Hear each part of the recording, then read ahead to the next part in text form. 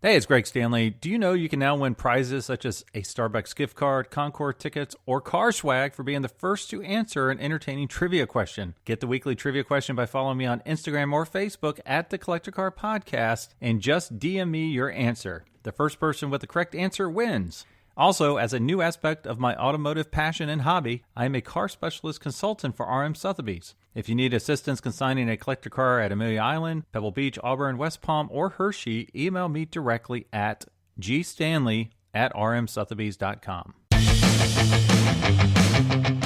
This is the Collector Car Podcast, the home for the auto enthusiast. Join Greg Stanley as he applies over 25 years of insights and analytical experience to the collector car market. He will interview the experts and throw in some fun stuff as well.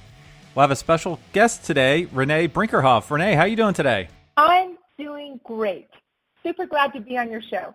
Well, I really appreciate it, and thanks for coming on. And the reason I wanted to reach out to you is because you might not be a quote-unquote collector, but you're involved with automobiles in a really cool and amazing way that I just wanted to share with other folks. So if you could, tell us, what have you done, and what are you planning to do with your little Porsche 356 that you have? Well, we've been racing a Porsche 356 since, 2013. I started racing it in 2013. We did the La Carrera Panamericana multiple times and had lots of podium success there, and then started what we call Project 356 World Rally Tour. And the goal there is to take the car and race it on every continent, including Antarctica, and in the process raise awareness, donate funds to fight child trafficking. Wow, that's really amazing. I love the purpose behind what you're doing. And where did this idea come from? Like, where did you decide, hey, this is the route? Why a Porsche 356? You know, I have so many questions for you, but if you could just tell us kind of where'd you come up with this idea, and then why a Porsche 356? Because you're doing a lot in that little tiny car across many continents and different terrains. When I decided that I had to start racing, and for me it was a have to. It didn't start out as a want to. It was something I'd been telling myself for over 30 years, heard my voice, realized I'd been saying one day I'm going to race a car, and then realized, great, now I've got to go do that, and I know nothing about cars. But I'm so thankful that for whatever reason I told myself that, because through this experience and through having a 356 and racing it, I have had this most amazing experience in so many ways. But just to talk about the car, when I saw that car for the first time, which was, I believe, in maybe 2011, I'd never seen one before, I just said, that's the car. That's the car that I want to take out racing and to do this one-liner. And I started in the La Carrera Panamericana, and as I mentioned, we had success from the get-go. The first year out, we won our class, and that was the first time in history for that to happen in a woman-driven team. And then we went back and kept having success and thought, wow, we need to do something more. We started Valkyrie Gives, which is our philanthropic arm, and we named ourselves Valkyrie Racing and Valkyrie Gives because of what they are. They're what I call angel warriors. Norse mythology, they were women soldiers, went to the battlefield, rescued the worthy, brought them to Valhalla, and restored life. And we thought, that's super cool, and we want to be angel warriors, and that's where we got the name. But we realized we had a voice because we stood out. We're weird. We're odd, right? What's a woman at her age starting racing and doing these extreme events? And so I thought, gosh, we can take this platform, and if we go global or we do something bigger, we can have a bigger impact and a bigger voice, because through the racing I was able to talk about what we were passionate about, which is to do something to stop child trafficking and to help these kids that are being exploited. And that's how this whole Project 356 World Rally Tour started.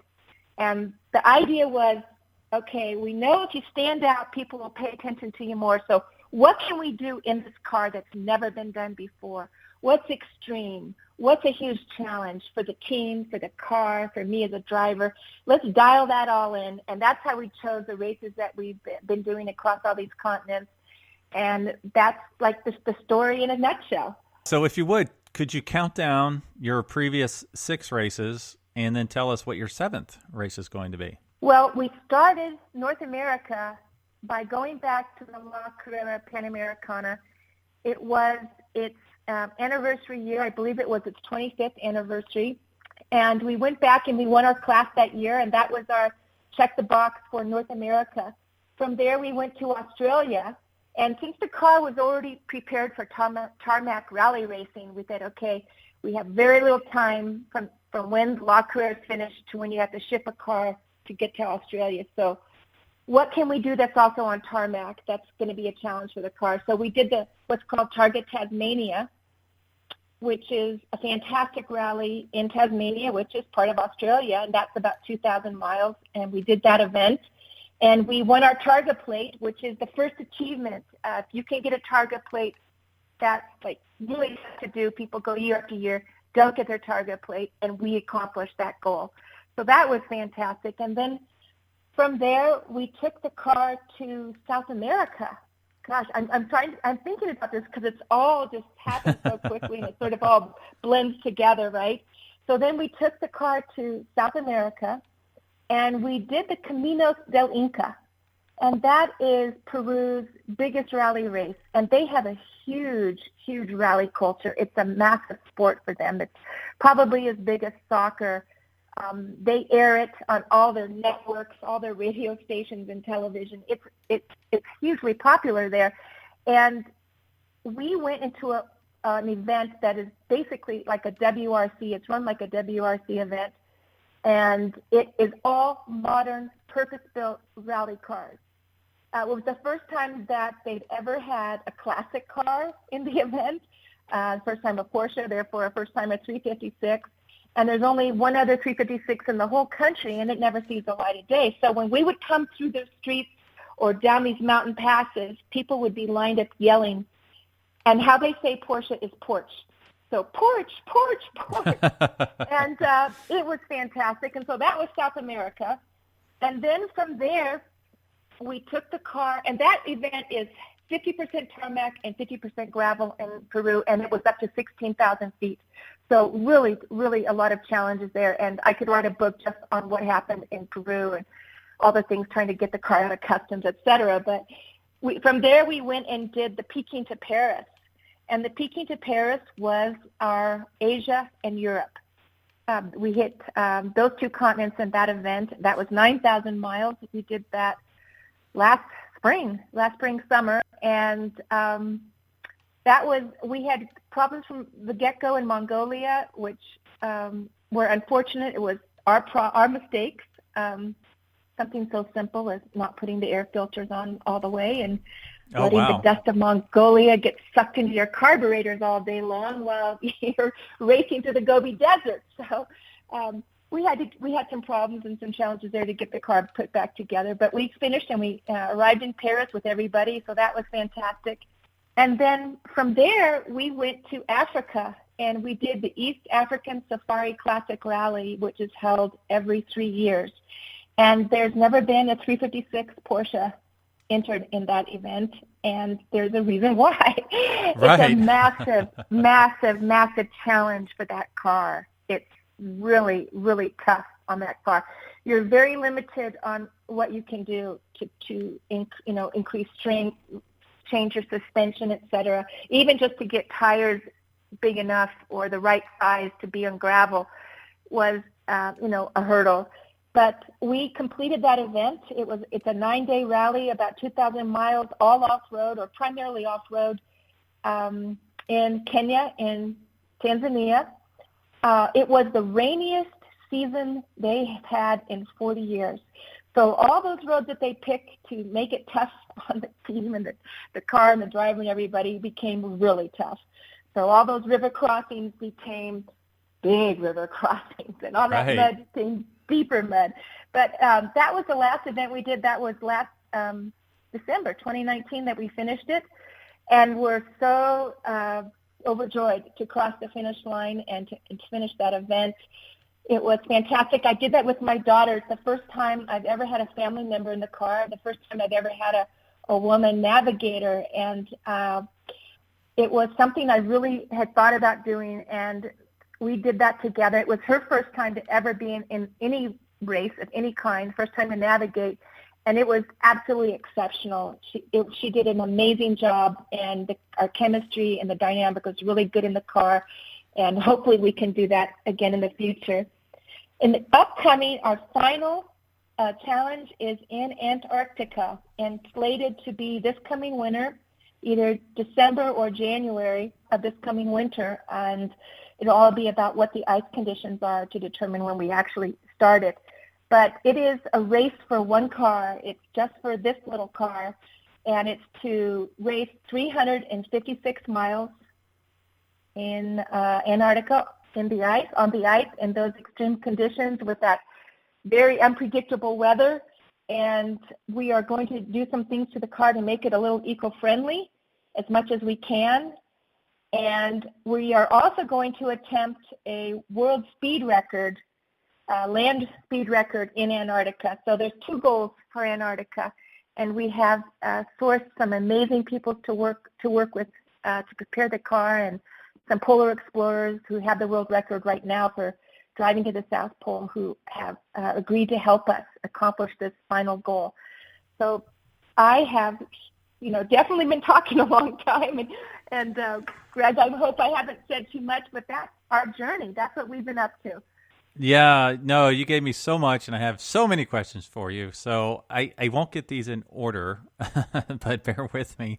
I guess my first question is why a 356? Because if you told me I'm going to go across the Gobi Desert, that's probably the last car on my list to take to the Gobi Desert. So what was it about the 356 specifically? Was it, kind of the way it looked, the history, the way you were able to outfit it? Like, kind of what led you to go down that path?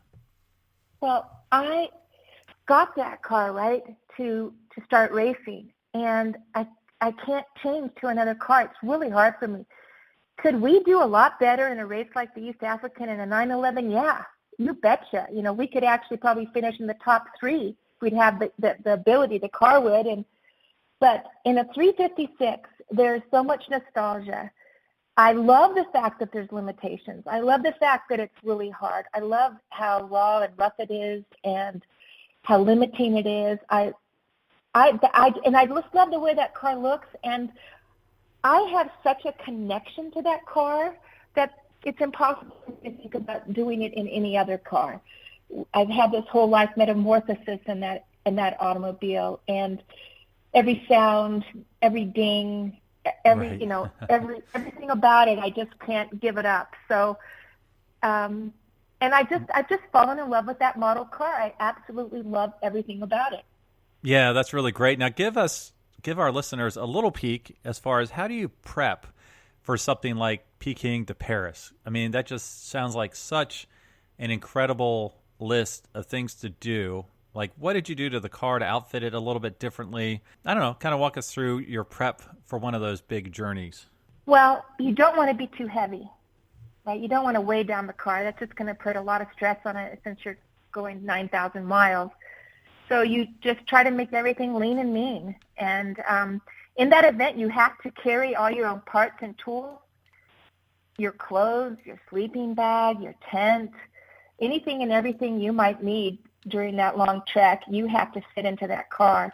So there's a lot of planning on space. That car does not have a lot of space. Right. It is, if you look at most of the cars that do the Peking to Paris, they're a lot bigger, and there's a lot more comfort. It's a more comfortable ride, and there's definitely a lot more places to put things. But so just first of all, it's just logistically, what are we going to take? What do we need to take? And then figuring out what are the things that we're going to have the most trouble with the car, trying to anticipate that. And since we'd already done some off-road events and done the tarmac events, we'd pretty much figured out what was weak in that car and the things that might need to be improved, or the parts that we might need to take with us. So that was helpful, but again, operator error. Who would have ever thought air filters would have been our nemesis? But logistics, that's really taken care of by the Peking to Paris organizers. Special types of insurance, your medical kit, figuring out what you're going to put in your medical kit, what you might need when you're on the side of the road, and there's nobody around for, who knows, they might not come around for hours to find you, or they might have to use your beacon to figure out where you are. because when you're going through Mongolia, you're really just using GPS waypoints. There is no map. There is no road. You're finding your own road. You're making your own road, and you're traveling across just open grassland. So I tried to work on the car as much as I could beforehand to get some hands-on experience with the mechanics of the car. But really, other than oil changes and changing the tires and, looking at the oil filters and et cetera, there wasn't a lot that we could do because we really can't carry the necessary parts or tools to do massive things that might happen. Right, so, right. I guess in a nutshell, that's just a quick overview of some of the things that you have to prep for that event. Right. Okay. Yeah. Now, what was the history of the car before you started racing it? Was it already a race car, or did you have to turn it into a race car?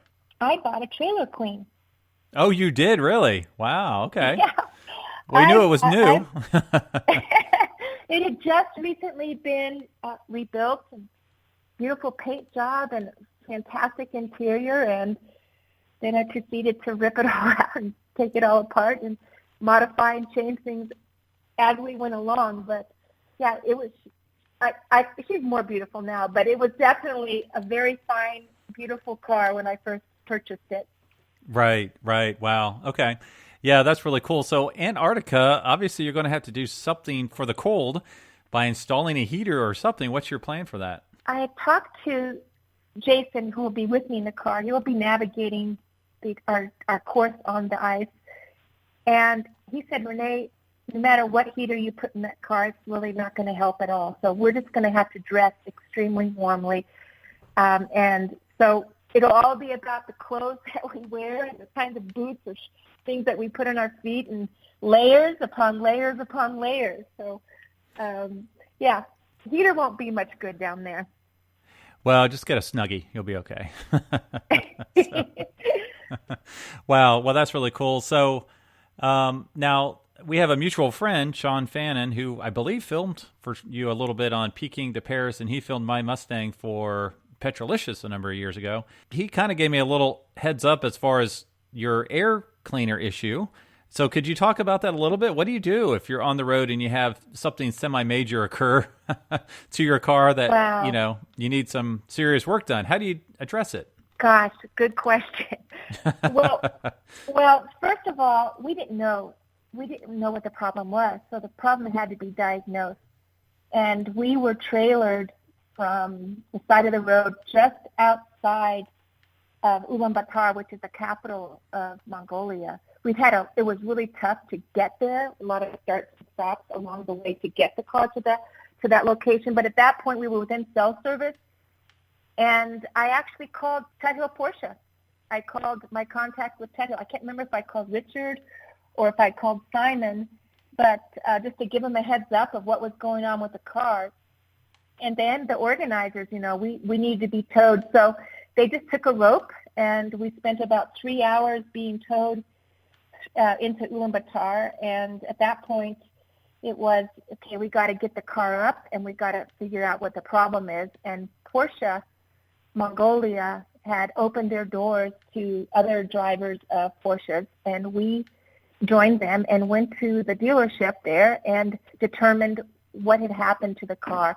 We didn't know at the time that it was the air filter thing. We figured that out a little bit later when Francis Tuthill flew in to Novosibirsk and looked at the engine later on. But at the time it was, okay, what's going on? So we had to diagnose the car, and then we had to make a plan. Okay, what are we going to do? We don't have the parts to fix this thing. And we just came up with a plan that we would trailer the car to Novosibirsk, which is in Russia. At that point, Francis Tuthill would fly in with components that he believed would solve our problem. But getting the car to Novosibirsk was a huge, huge undertaking, trying to find a trailer that could accommodate the car, that could get it there in time, and border crossings and our visas and all the problems with immigration and customs and everything else. So wow. My daughter actually had a friend who had gone to school with her, and he was from Mongolia, and so he helped us out. I contacted him. He happened to be in the country at the time. We found this big, huge trailer that was used for transporting commercial goods across the border into Russia. We had to devise this whole method to get the car up into the back of the trailer, the semi-truck. But we did that, and that guy, he couldn't speak a word of English, but he kept messaging me along the way with photos or when he was stuck on the Russian border or all different things to let us know his progress. And we had a way of tracking the car, and he drove night and day to get that car there. So it would be there in time when the rest of the team came through the Peking to Paris, that we would be there and we would have our 2 days to get the car back on the road. And so that's what we did, and that's what our journey was in the beginning. Wow, that's really, really amazing. You really got to be flexible when it comes to situations like that.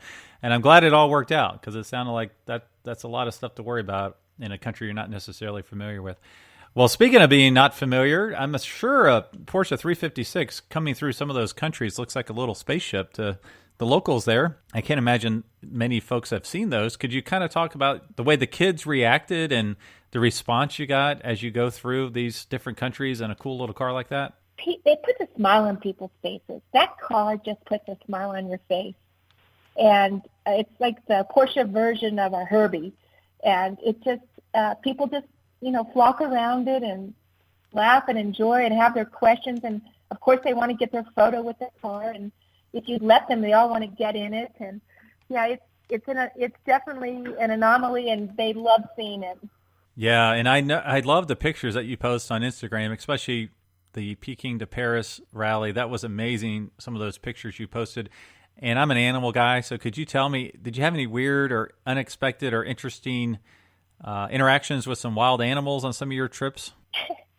Well, if we're talking about the Peking to Paris, I got to ride a Mongolian horse, which was really? so much fun. And I got to lead around some Mongolian camels. And they, you know what? They herd those camels with a dog, just like a dog herds sheep. Wow. The dog moves those camels in a line, just like if you're watching in Australia, those sheep herding dogs, how they do that. It's phenomenal what they can do. So I had, an amazing experience of pulling over on the side of this road and jumping out and asking this guy, who of course didn't speak English and I didn't speak Mongolian, if I could ride his horse. And at first he wanted to lead me, and he was leading me around. And I kept shaking my head, no, and pulling on the lead rope. And so finally he said, okay, he threw up his hands. He handed me the lead rope, and I was able to gallop around the Gobi on this horse. But,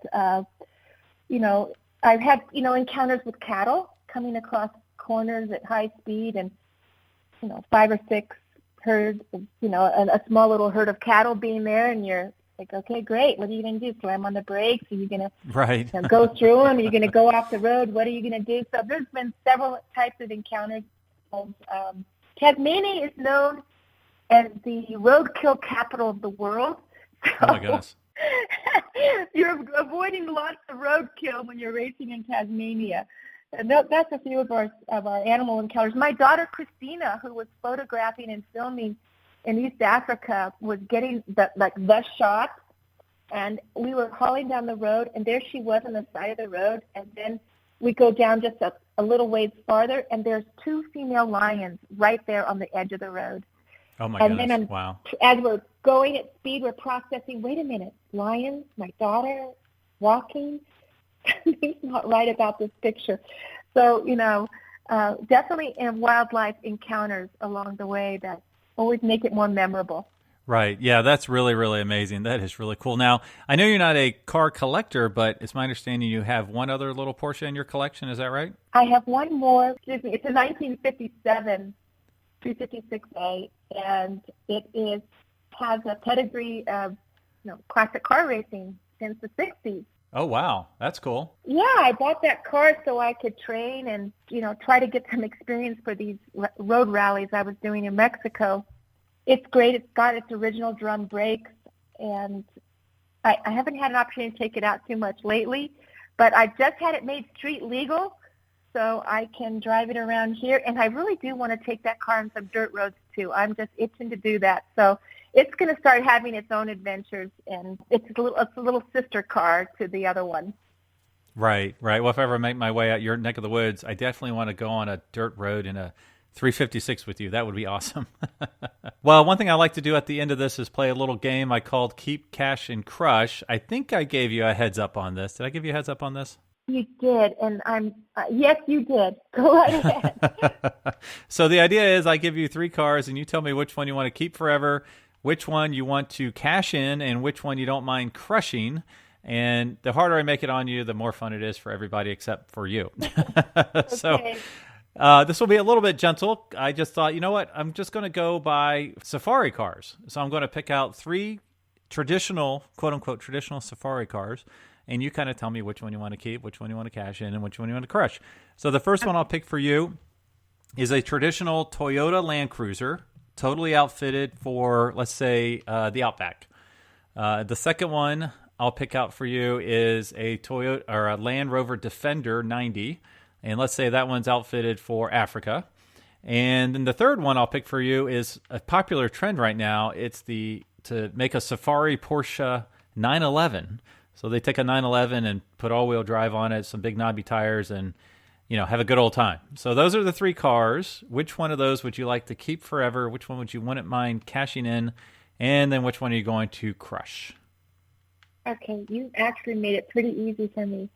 Uh-oh. Okay. The crush car, Toyota Land Cruiser. Okay, that's the crush. That's my Done. crush. My cash car is a Land Rover Defender. Okay. That's suited for Africa. And my keep car is, if I ever leave a 356 rally car, I definitely want a 911 Safari built car. Oh, so okay. That would be my keep car. Okay, so I actually made that fairly easy. Now I have to ask, because you've been in the deep, I guess, wilderness quite a bit on these rallies. Did you have a bad experience with Toyotas by chance, or is that just you knew you wanted to keep the Porsche and the Range Rover or Land Rover? It's just because I know which ones I want to keep, which ones I wanted to cash. If I could have 3, I'd keep that Toyota Land Cruiser for the Outback. Awesome. We find room in the garage for it. Right, yeah, okay. Well, now, what's the best way for our listeners to learn more about you and your efforts in your racing, Valkyrie Racing? We are on social media, and we have a website. Our Instagram page is Valkyrie_racing, and our website is racevalkyrie.com, and that's VALKYRIE. You'll learn about what we've done, what we're planning on doing, where we're headed, all about child trafficking, what we're passionate about there, and why we're racing the heart of everything. And if you are, hearts are tugged and you feel compelled, I'm not one to ask for money, but of course we want your donations.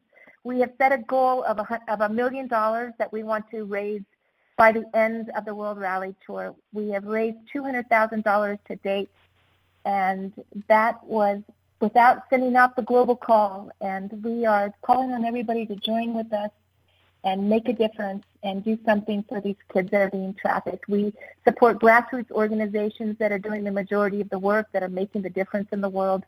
We vet them. All the money goes directly to them. Anything that's administrated is covered by Valkyrie Racing. So every dollar goes to these organizations to help these kids. We do education, rescue, and rehabilitation. In fact, I've been a part of investigative work, undercover investigative work, to get intelligence for the police to arrest and prosecute these people that are trafficking. So we're all in on this cause, and we would love you to join with us. Wow, that's really awesome. Well, thank you so much for your time today, Renee. Thank you so much. I really enjoyed it. Thanks for listening to the Collector Car Podcast. Don't forget to give us a nice rating on iTunes, and be sure to follow us on Instagram and everywhere else at the Collector Car Podcast.